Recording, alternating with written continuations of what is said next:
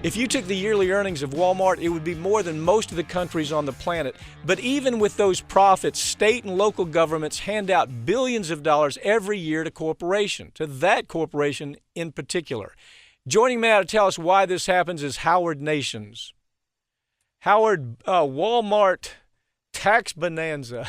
My God, here's a company making more money than 10 third world countries, and they want more from taxpayers. They don't want to pay taxes. Tell us this story. It's a remarkable story.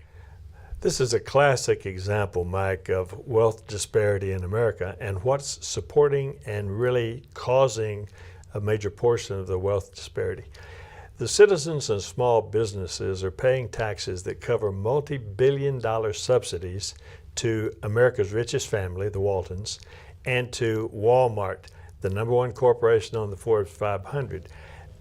You have to compare the government treatment in this case if you want to see why we have such wealth disparity of the richest versus the poorest, big business versus small business, the Walton family versus the Walton employees. It's a very interesting study of this wealth disparity. The politicians are creating the disparity.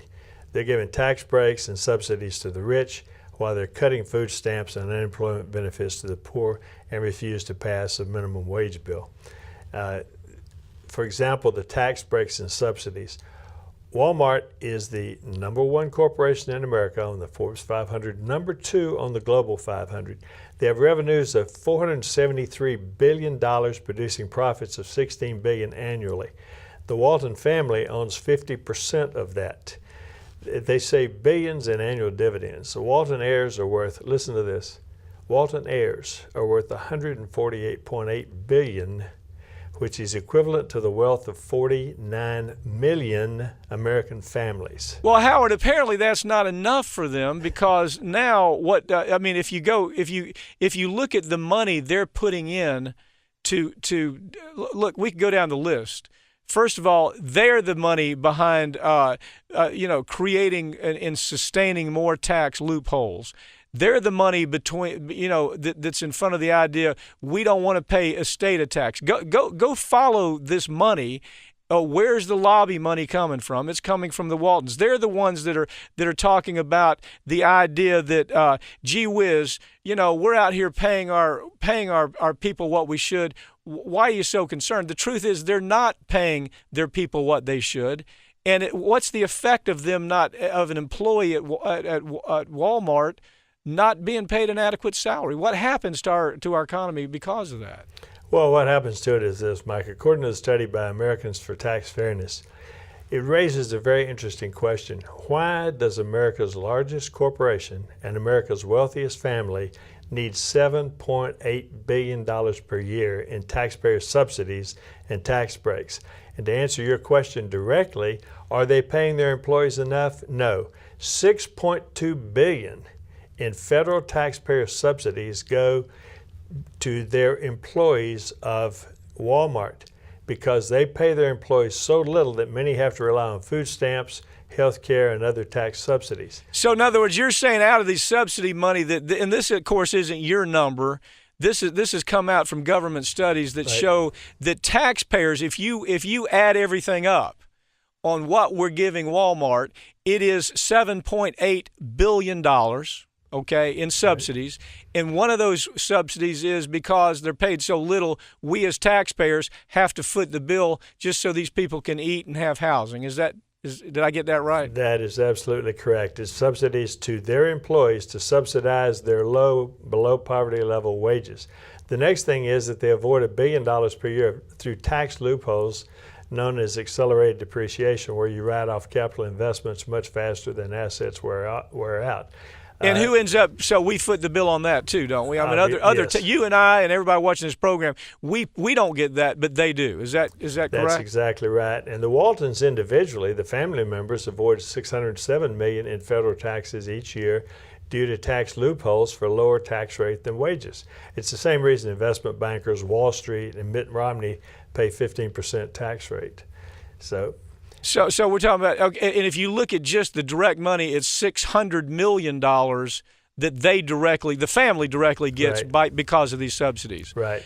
Well, now let me ask you this: is there anything being done about? Is anybody out in the street saying, you know what? Let's at least play fair. If you're going to have these feel good ads where you have people coming on the air and making it look like you just really care about America's families, is there anybody out there that's trying to get the truth out about what's going on behind those closed doors there at the Walton offices? Yes, the United Food and Commercial Workers Union has been actually picketing at Rob Walton's home in Arizona. And they're trying to make the point that these subsidies, that Walmart drives their own employees to use food stamps. They're below the poverty level. And the ultimate irony of that is Walmart then sells $13.5 billion per year in food stamps, much to their own employees, and they make a profit off that. But if you want to compare what they're complaining about, the unions, if you compare to the middle class, they want to cut food stamps, they want to cut long-term employment benefits, they want to keep millions of people below the poverty level, they want to fight minimum wage increases. There's really nothing wrong with the Walton family. The loopholes are there. They have a right to use them. It'd be foolish not to use them. And if you can get away with paying less than minimum wage, do so. But the problem is their legislative lapdogs. They pander to the rich, they victimize the poor. And it really boils down to if you consider the Republican principles, they oppose long-term subsidies. They say unemployment insurance should not be allowed to go on too long. Rand Paul said it's actually bad to pay unemployment benefits to unemployed people for too long because they become dependent on it and you can't perpetuate it. It's better for them if you take them off benefits. However, Rand Paul and other Republicans don't seem to have any problem whatsoever in perpetuating these billion-dollar annual subsidies to the richest people in America. Well, to put this in perspective here, we're talking about it as we talk about Walmart here right now. You're talking about a company that is making an average of $16 billion a year in profit, okay? Now, add to that, as you point out, that we're giving them, according to the government studies, $7.8 billion in subsidies on top of that. So then if you really take a look at it, the problem is that we have a legislature, Beltway.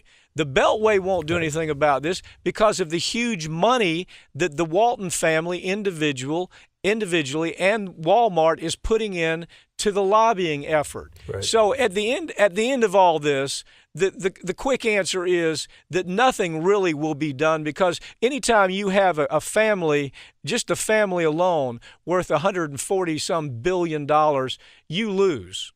I mean, isn't that pretty much how this works in the worlds of politics and money right now? That's exactly how you get their lapdogs to oppose minimum wage. They drive their employees below the poverty level. They subsidize Walmart with $6.8 billion in benefits to its employees. But you know, it's such hypocrisy because government claims to support small businesses, but the Walmart business model is to move into communities, drive small businesses into bankruptcy, and usually the small businessmen end up working as employees of Walmart. They claim that they're opposing shipping jobs overseas. Walmart is China's biggest customer. They have 1.4 million employees here, but how many more do they have working in the Chinese sweatshops? So it's and actually government. I missed that too. Let me back up. Government gives them another incentive, and that is to go over and ship these jobs overseas and have products not made in America, but have them made in China. Now, one thing I do want to point out is the money behind the U.S. Chamber of Commerce. This was just one part of the money. Right. But in the United States, the union movement tried to develop a movement which was Buy America.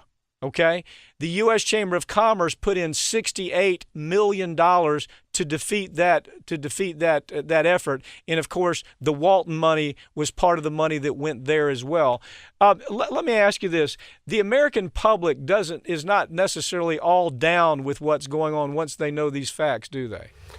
Well, Unfortunately, the American public doesn't get these facts. These facts are published in Forbes magazine. They're published in studies. They're published in government studies. And Rush Limbaugh doesn't talk about this very much. So they don't really get the facts on this. If the people that do get the facts very much want corporate America to pay their fair share. And that's what all the polling shows. But they're simply not doing it. Now, in other words, once Americans are confronted with what the truth is, they want the wealthy to pay their fair share. They don't like the offshore banking. They don't like the idea that we're paying subsidies to a company that's making, $17 billion a year. They can't figure that out. But the truth is, most people simply are such low information on this that nothing ever happens. All this takes place pretty much in secret. Howard Nations, thank you for joining me. As usual, it's one of those stories we ought to talk more about, but with corporate America's media today, we really don't have the chance to even explore the real details here. Thanks for joining me.